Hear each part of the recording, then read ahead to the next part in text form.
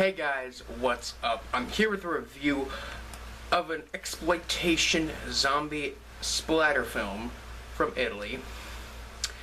And tonight's movie is Hell of the Living Dead. This is one of those mini movies that came out of Italy after Dawn of the Dead became such a big success. So this is one of the many Dawn of the Dead ripoffs. And actually this is actually known as Zombie 4. So this is like one of the unofficial sequels in a series of movies that are already unofficial sequels. Okay? This movie has to do with a female reporter and her cameraman boyfriend who go down to the New Guinea jungle with a team of commandos, and then they end up fighting zombies.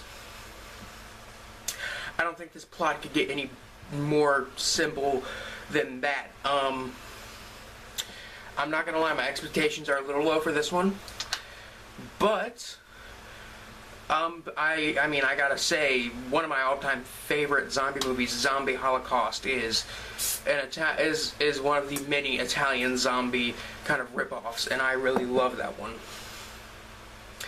Also, the reason I'm reviewing this is because another Italian zombie film, Nightmare City, which I actually reviewed, which I gave a very positive review saying it's a really good splatter flick. That film is actually getting remade with Tom Savini in the director's chair, and he's doing the makeup and special effects in the movie, and we all know how amazing he is with special effects, so I cannot wait to see how that one turns out. But without further ado, let's watch. This movie's also on the list of movies that I had looked at on Netflix when I was a lot younger and thought about renting them, and I didn't. I didn't realize this until after watching the first few minutes of the movie, because I remember watching the trailer for the movie and it looked like really violent and crazy, and I'm like, yeah, I want to rent that, but no, I don't. So now I have the chance to redeem myself.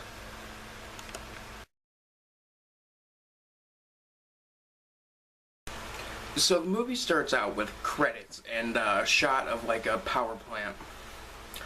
And basically you see these guys working in the power plant, and it's so obvious, like it is beyond obvious that they did not give these guys enough direction, because they're just like randomly pressing buttons in a power plant, trying to make it look like they're working really hard. So yeah.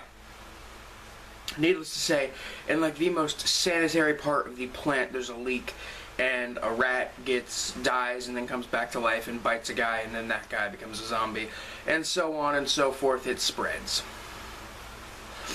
So yeah. Alright, let me get this out of the way right now. The dubbing is hilariously bad. The writing is completely worthless. The characters are about as paper thin and flat as a sheet of tissue paper that has been pissed on. Yeah. The gore effects here are the real show stealers. And they really range from cheesy to, like, pretty good. The lighting here is alright. The camera work is also alright. The music here is really above average, because upon looking at the opening credits, it said music by Goblin. Now, if you don't know who Goblin is, they are like an Italian kind of metal band, and they do music for Dario Argento's films. Most famously, they did the entire soundtrack for Dario Argento's Suspiria, which is a very awesome soundtrack and a very awesome movie in and of itself. So, of course, the music in this film is really good. The sound mix is okay. I think that's it. Something I need to mention is the version I watched of this movie is the almost 2-hour-long director's cut of the movie. Yeah, it's available on YouTube. Although it's still basically as long as the original cut, it's just that, like, there's more stuff on the end, like more stuff at the end of the credits and stuff like that. So it completely just does it out to like almost 2 hours. So since I watched this and the director's cut is kind of a low quality thing, like it's very rare. I'm pretty sure this version of it was only released on like VHS. So obviously the picture quality wasn't too good, but I know there's a Blu-ray release of this, and I've seen some of the clips from the Blu-ray, and the Blu-ray looks very, very good. So I know that at least it looks nice and like the version you would get if you bought it on like DVD or Blu-ray. The film's pacing isn't too great, I'll be honest. But what can you expect from, you know, one of the mini films that is basically just a rip-off of Dawn of the Dead?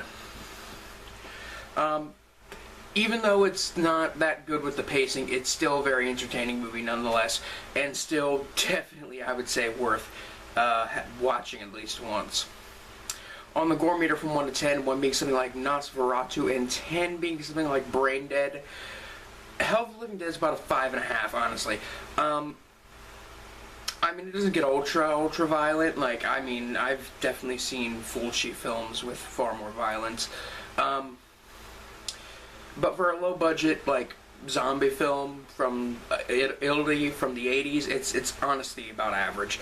It's kind of hard to explain. It's about average. It's not the most gruesome one I've ever seen. But it's definitely not the least gruesome one I've ever seen.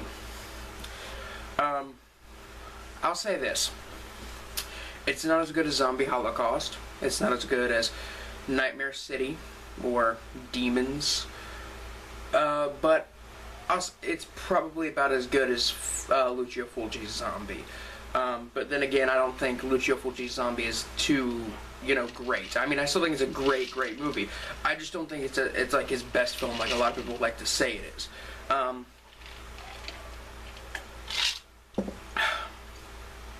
But I'd probably give this one probably a 4 out of 5, 8 out of 10, around that kind of rating.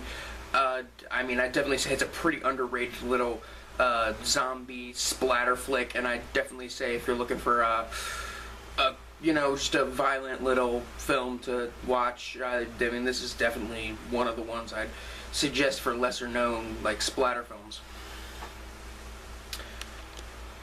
So anyway, guys, if you liked the video, like my channel, be sure to like this video, favorite it, whatever you want, and maybe subscribe perhaps. I would really appreciate that.